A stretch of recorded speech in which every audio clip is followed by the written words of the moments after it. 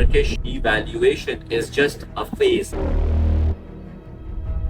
Mark my words here, it is going to be the top 10 GDPs in the world. Billions of dollars of revenue is standing out there on the Bosphorus port, from being the 20th largest GDP to 11th largest GDP in the last 20 years. You just don't listen to one side of the story. You need to understand there are entry points and there are exit points. So when the world is not entering, that's where you enter into an investment. When the world will be entering, you gotta exit.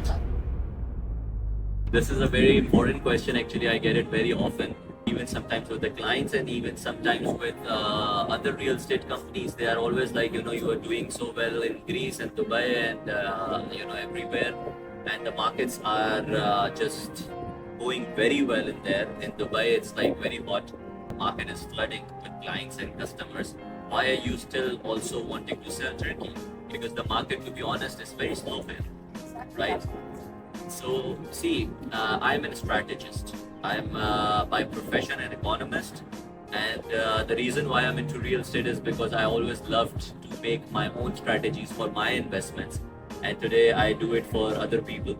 So there are a lot of people who puts their faith with the fact that we are people who are researching different dynamics going around the world, whether they're macro dynamics, micro dynamics, geopolitical situation, what is going to be coming the next 3 years, 5 years, 10 years down the road, let me tell you.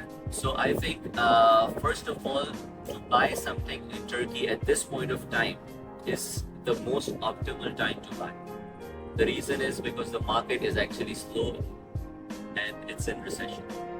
The prices that you are getting, it is the best time to buy something. It's in a buy zone, and I think the prices, as you just mentioned, in a project like this, getting a studio for $290,000 is something you can never imagine anywhere in the world. I think any good real estate investment in the world. Also, I think this is just because of how the market is there at this point of time, and it will skyrocket, and there are a lot of reasons. So when you talk about the future of Turkey, I think Turkey is just an underdog at the moment. Still an underdog. People have literally witnessed in just 2 years to 3 years time span, they have literally doubled the value of capital or the value of their investment, going up to 100%.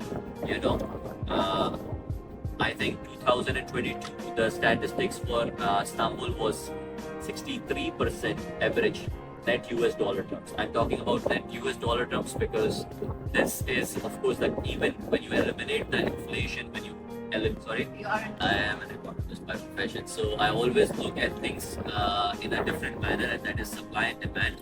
Right now, there is a lot of supply in Istanbul, and this is why you're getting amazing offers, amazing prices, I guess.